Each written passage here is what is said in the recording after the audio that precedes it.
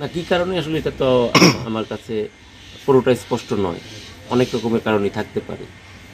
তো সাম্প্রতিক সময়ে পয়লা বৈশাখকে কেন্দ্র করে তো একটা মানে বিষয়ের মানে অবতারণা হয়েছে, তো যেটার দায় কোনো না কোনোভাবে ফেসবুকের মাধ্যমে বা ফেসবুক পেজের মাধ্যমে আমার উপরে বর্তানোর একটা চিন্তা করা হয়েছে। এটা আসলে কোনো একক কাজ তো হয় না, কিন্তু এইটা আমি পরিষ্কার করতে চাই যে এই কাজের আগে বা পেছনে আমার কোনো ভূমিকা ছিল না, মানে এটা একেবারেই স্পষ্ট।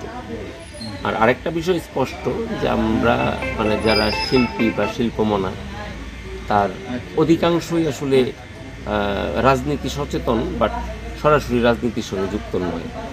তো যেই কারণে কিন্তু আমাদের মানে কি বলে যে কাজের কারণেই আমরা কাজটা করে থাকি, এটাকে কোনোভাবে মানে পলিটিসাইড করবার কোনো সুযোগ নেই আসলে, যে আমি এই কাজটা কেন করলাম বা ওই কাজটা কেন করলাম না।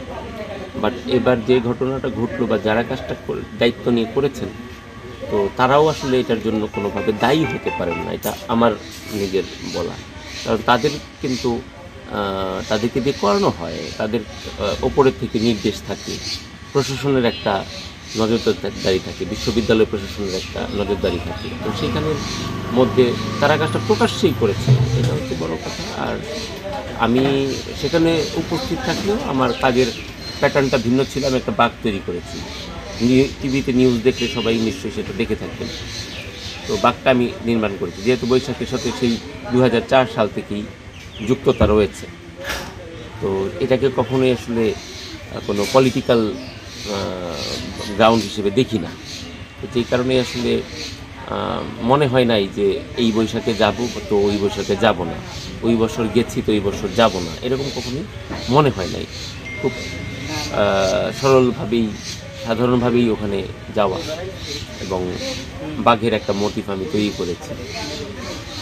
তারপরে দায়ভার তো আসলে এরকম করে যে আমি বিকৃত প্রতিকৃতি আমি তৈরি করেছি বা আমার দায়িত্ব, আমাকে দায়িত্ব দেওয়া হয়েছে বা আমি দায়িত্ব নিয়েছি, বাট এটা খুবই ভ্রান্তি। আমি তাই বলছি সবাইকে যে আসলে বিভ্রান্তি ছড়ানোটা ঠিক হয় না, এটা অনেক মানুষের জীবন নষ্ট করে দিচ্ছে, অনেক মানুষের পুরো লাইফ নষ্ট করে দেয়। না, আমার পরিবার যে ট্রমার মধ্যে দিয়ে যাচ্ছে, এটা তো আসলে এই ধরনের একটা ভুল তথ্য প্রচারের কারণে, তাই না? এই তথ্যগুলো ভুলভাবে আসলে উপস্থাপন না করে খোঁজখবর নিয়ে আরও ভালোভাবে যদি করা যায়, এটা ভালো, এটা আমার মনে হয় আর কি।